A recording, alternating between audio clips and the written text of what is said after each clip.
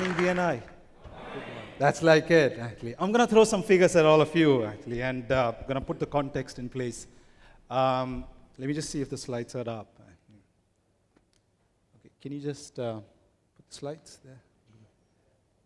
Okay, so let me just take you through what I want to share with you, actually. Are you feeling inspired? Yes.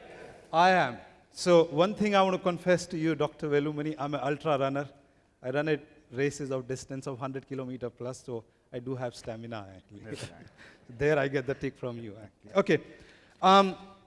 While you read the figures, and those who can't read it, I'm going to translate for you, actually. I want to just outline the challenge that exists for India. And then we're going to talk about how to solve it. You're going to see that today in India, 62% of our population is a working age population. Working age population is defined as population between 15 to 55. 50% of our total population is below 25. Sir, if you are hiring young people, you're doing a great job. As we grow, we need to look at it as an opportunity. I put together a small, there was a study done by Nathan Fickey. If you look at Taiwan contributes 85% of their SME contributes to the total GDP. You look at China, you look at Singapore, you're going to see similar figure. India contributes 17%. There is a great opportunity for us to make a difference, and I'll tell you why we need to make a difference. If you look at the employment, you're going to see that, again, everything is hovering around 70, 75%, whether China, Taiwan. The SME in India contributes only 40%. Let me put the context in place. As we look at today, India is adding every year 24 million people to working age population. It's important for us to create jobs for them. The survey says between 2005 and 2010, only close to 3 million jobs were created. That's the reason we need more of Dr. Velumani. That's the reason we need these kind of sessions to inspire, so that not only people who are there who want to start a business should start a business, those who are here who have started the business become successful and scale their business. Because the only way we can solve this problem when most of the people sitting here are successful and they inspire other people to become successful. Otherwise, we have a problem. Once we solve this problem, I can tell you it can positively contribute to our GDP by more than 4%. And I think that's the challenge we have for you. That's the challenge we have here, sir. That's what I want to discuss with you. We are on a mission to ensure that every entrepreneur should be successful. But that can only happen when we have hundreds of entrepreneurs sitting here whom we're going to learn from how they made themselves successful and what is needed, actually, so that generation of entrepreneur can be successful. My concern when I'm sharing this with you, because I connect with a lot of colleges, we beam our entrepreneur courses to various colleges. Every time I get up with them and ask them, and I do a simple survey, how many of you want to start a company and be an entrepreneur? I just see 5% of the people raising hand. And I just leave by saying that if you're thinking all of you are going to get a job, I can give you in writing you're not going to get a job. So let's just discuss how do we ensure that all of you learn one thing, how to scale and grow your company from our esteemed people here. I'm going to sit here, sir, so that and I'm going to stand here. I can direct the questions to you, actually. So thanks for inspiring us. Very nicely done. I couldn't understand some of the Tamil word you said, so probably I'll take a crash course in Tamil and learn. I did understand whatever you said in Hindi. So welcome to all of you. I did a little bit of research on going through your profile, actually, and see how good it was, actually. First, I want to congratulate 2 women sitting here. Okay, it's an honor for us, actually. Round of applause, actually. There was another survey done, and the survey said, when India can make its women productive in an entrepreneur environment, it can impact Indian GDP by 2.5%, actually. So thanks to all of you. We need you to make that GDP grow up by another 2.5%, actually. Okay. So let me just start, no particular order, with you. Hema, is that okay if I call you Sure, Hema? sure, Yeah. sure. I've read about you. I'm also a cyclist, but I don't use the electric one. I also read the tagline that it should be, it should not be a lifestyle. It should be part of your day-to-day thing, actually. And my question to you is something as simple as e-scooter. What gave you the idea, and what are the challenges you have in terms of growing your company? Ideas are everywhere. It's for that person who can see that as an opportunity. Ampere is my 5th venture. I did small ventures. Beyond a point, I said that I was just too much of, chasing money. What Dr. Velumani said. There was a point where I said that I'm not going to chase money. I want to give back, and I want to give back on a note that can impact lives of people. So this opportunity came in 2007.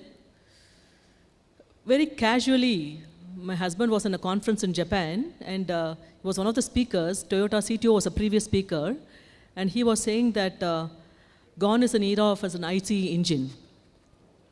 An era of ICE engine is going to go away. I did not know then what was ICE, internal combustion engine. So my husband called me from Japan and said, Hema, this is a very good opportunity, you should mull over. I was very comfortable in Singapore. Life is all set, absolutely very well done up city, no infrastructural issues, everything is done. But I decided that I will choose to discomfort myself. And it was a conscious decision taken to come and create this industry. That was a turning point, number one. And no regrets. Absolutely enjoying this opportunity, thoroughly enjoying this opportunity, as we see that the opportunity is very huge.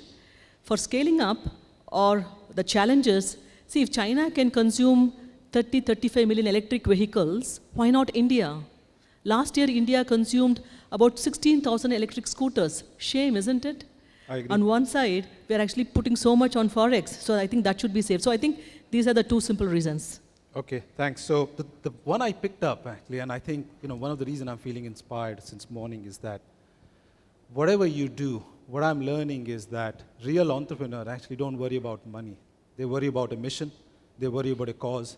Money is a byproduct of whatever happens after that, actually. And what I've learned so far is that when people get up and say, I want to solve this problem, and I want to solve it in such a way that I'm not going to trouble the consumer, actually. I really liked your statement, which you said, Dr. Velumani, is that let's not take the money from consumer pocket, actually. Let's just take it from the balance sheet, actually.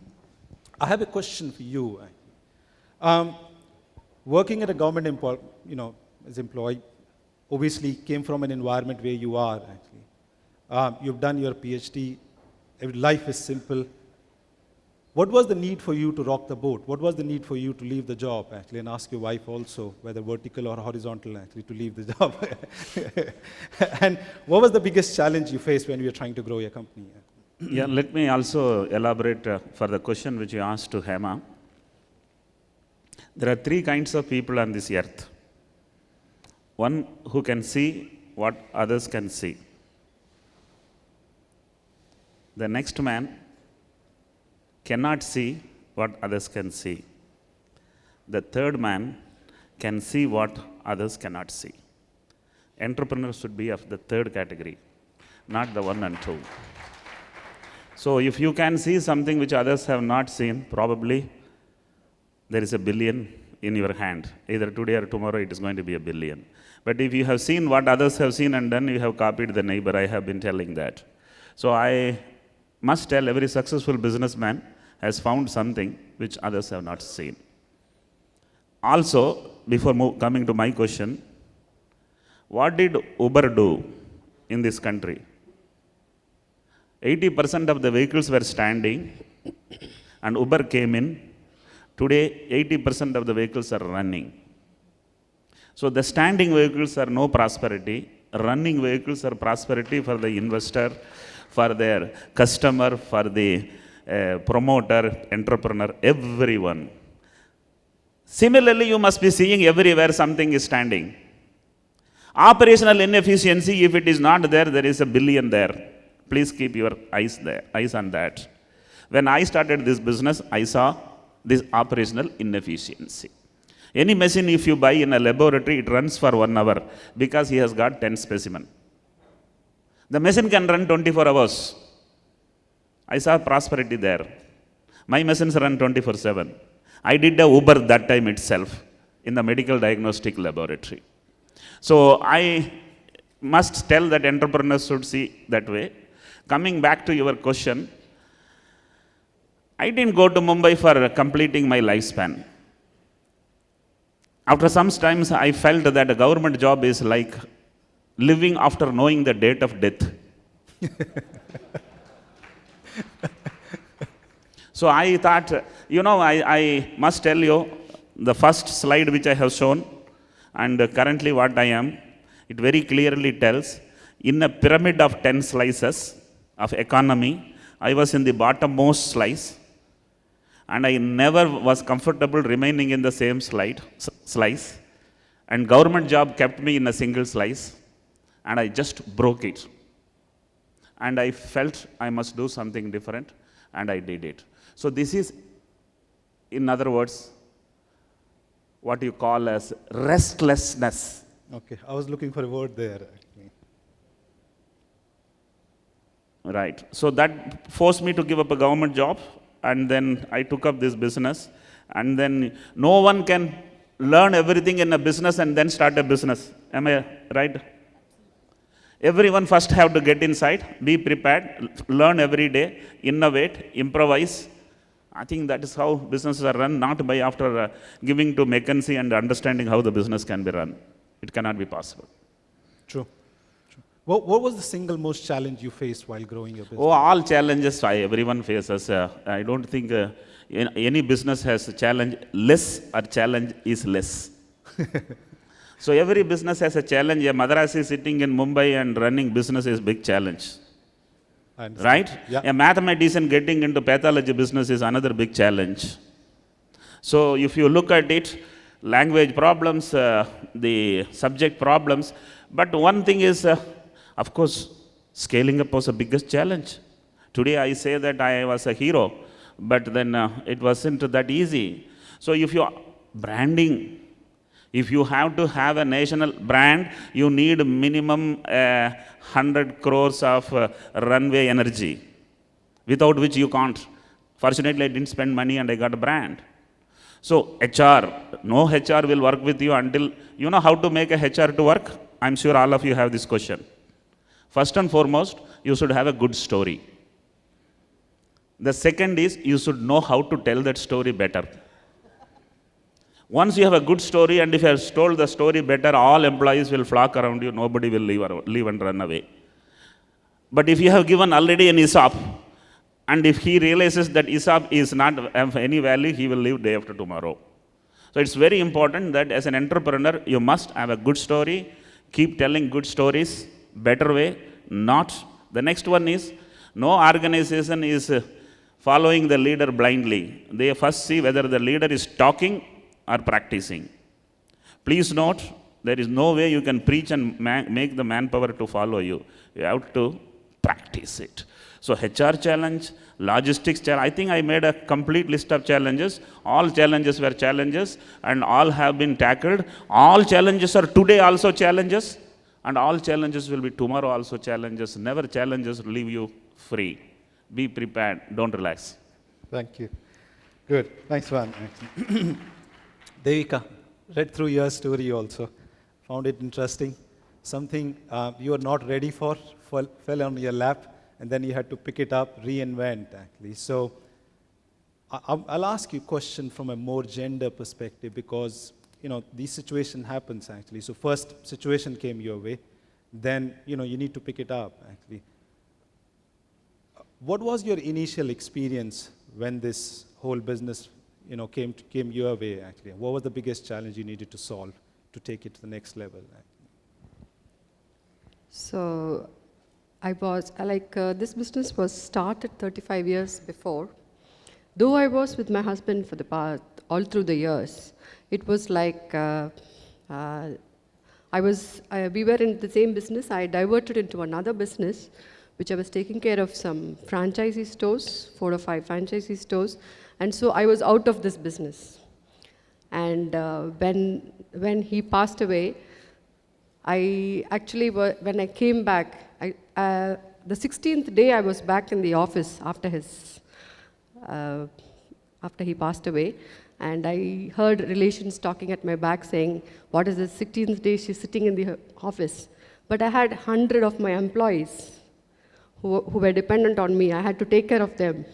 Then what, I have to take care of me.